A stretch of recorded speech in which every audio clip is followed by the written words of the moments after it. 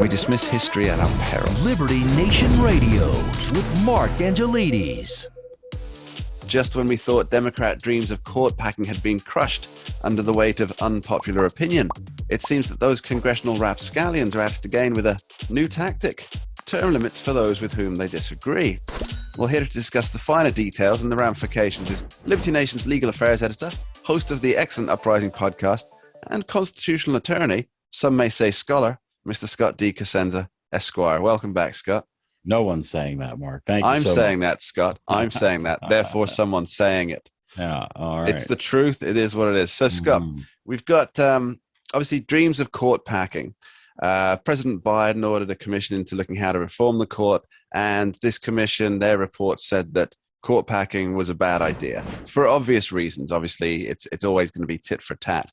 But this new tactic that coming forward in the form of a bill, I believe, is to term limit certain justices. Now, my first question... No. It will term limit all justices, not just some justices.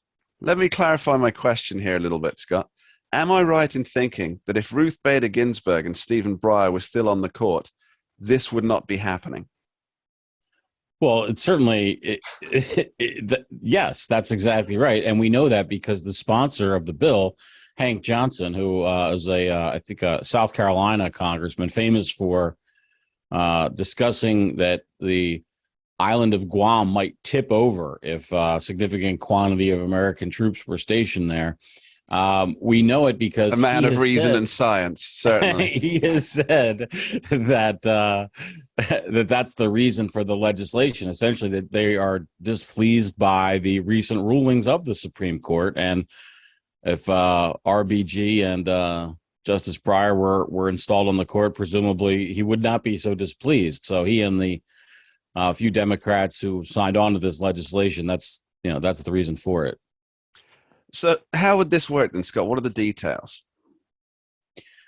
Well, I don't know that it ever would work, Mark. I don't understand how it could pass the bar because the Constitution requires that each of the branches is set up by the Constitution. So what I mean by that is the Constitution sets up rules for the judiciary. It's Article 3 of the United States Constitution. Article 1 is the legislative. Article 2 is the executive, and Article 3 is the judiciary. If the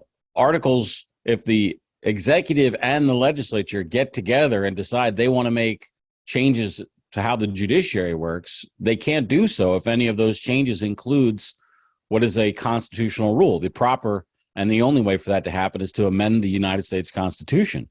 So the Constitution says that justices will serve basically as long as they have good behavior. It means it's a life term, right? That's what we have for our Supreme Court justices. So if we're going to reduce that term length from life to something other than life, we need to amend the Constitution to do so. That's how I see it. Obviously, Mr. Johnson doesn't in his estimation, but he thinks Guam will tip over. Well, So the question I think everybody's wondering is, if they know that this is, I mean, it does seem to me that you can't have one branch changing the rules for another branch of government because they don't like what that branch is doing. That seems to me a plain reading, somebody who's not a constitutional attorney, unlike yourself, who is. It seems a plain reading that it would be unconstitutional. So how do they hope to even sell this to any public that even in any small way supports the Constitution? I think that it would be wrong for us to presume that they do hope to, that is the motivation behind it. Legislators put forth legislation for any number of reasons that may have nothing to do with that. I suspect that would probably be the case with this legislation. Perhaps it's just to, rally the troops for, on their own side in terms of getting support for them. They all have re-election campaigns they're running and will face voters in November. So that's probably the more likely the reason for the legislation. It does make me wonder that regardless of political affiliation, the idea that you've got one political party vilifying a number of Supreme Court justices and that is what's happening.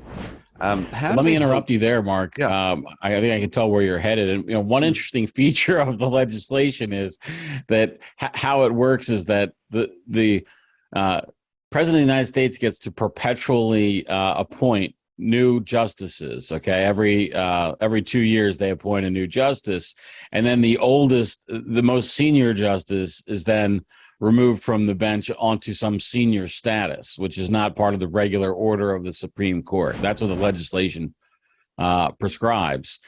Of course, the senior justice on the United States Supreme Court is Clarence Thomas. So if the law were to be enacted in any case and actually function as written, the first justice that would have to be removed from the court under it would be Justice Clarence Thomas. And of course, Biden would get another appointment to replace him. So it seems like it's designed with while it covers all justices, it seems like it's designed that in some fantasy land where it actually were enacted, it would accrue to the benefit of the left and Democrats rather than conservatives.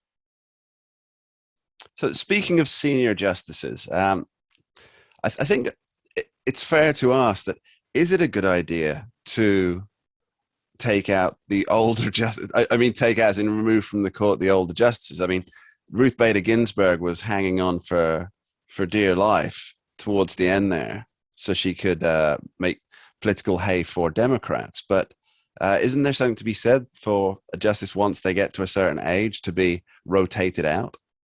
I'm not going to go put on my jabot, Mark, but I will speak in defense of Justice Ginsburg. I don't think it was just as craven as to make hay for Democrats that she held on. I think she relished her position on the court and wanted to perform it, and especially, for what some of these folks have at the towards the end of their careers is I think this was the case with Justice Ginsburg. She lost her husband, and her children were grown and out of the house and in their own careers, and that's what filled her life was her work on the court. She wanted to continue it. So the charge of sort of like justicing while having not a mind towards it, I don't think can be applied to her. Her body failed her, but not her mind. But we have had justices where their minds have failed them. Senior moments on the court are not unheard of. I don't know, maybe there just should be a straight age that we can all agree on for newly appointed justices. This wouldn't occur to, I think that anything that you do, and maybe even start a new rule 10 years out. So you say for the first justice appointed 10 years from today. So that way there's no basically charge of gaming the system for one party or political, argument over anything But Scott, that would defeat the entire purpose yeah, right. These reforms for the court, wouldn't it? But we do actually have a senior status in the federal judiciary, and justices who retire have taken advantage of this, and other senior judges take advantage of this. And basically what it does is it allows them to judge occasionally. Occasionally there will be vacancies in the federal courts for any number of reasons, including retirements, deaths, change of professions for people. And so I think Justice Souter did this well into his retirement, may still they'll sit in regular circuit court hearings and sometimes even lower courts, basically just to pinch hit for a case or two. So this exists, this sort of senior status where justices and judges don't have their full calendar, but still aid in the administration of the courts by judging. They say what you will about any Supreme Court justice, whether you like their politics or not. Being a good appellate judge is a thing that we need in this country. We need a good appellate judge. It's just the mechanics of it. I'm talking about not the abortion or the gun control cases, Mark. I'm talking about the insurance brokerage cases that nobody ever reads about that are important to actually get through in terms of the business of determining our laws. And the meat and gravy. They're the heavy caseload ones. Scott, one more question on this. So you say that these things can't happen. This bill probably couldn't go through without a constitutional amendment because it impacts one of the three branches of government. Are any of the parties likely to try and push for a constitutional amendment, given the precarious and partisan nature of Congress at the moment? I don't see any talk about it. I actually thought I'd see some kind of talk about that regarding this abortion decision, but they seem to have given up the idea that they even could muster, support in some states for that, because nobody seems to be talking about it in any case. And I think that probably reflects where the country is, which is to say that there's not a broad and overwhelming support, which is what would be required politically to get it done. Those things don't exist. Okay, now we'll be right back with Scott DeCosenza after this short break, where we discuss two of the nation's favorites, beer and Amazon. Don't go anywhere. We dismiss history at our peril. Liberty Nation Radio with Mark Angelides. We're doing it for real, really real. Liberty Nation. And Jeff Charles, contributor for LibertyNation.com. I think we're starting to make an impact. Liberty style, fighting for freedom. The tracking poll sponsored by Liberty Nation for Thursday. Mentioned by Dan Bongino, Rasmussen, Jordan Peterson, and I can others. do it again if you want me to. Cited in Mark Levin's American Marxism. I think we're starting to make a really big impact. Get noticed. We're doing it. Rock on. I'm gone.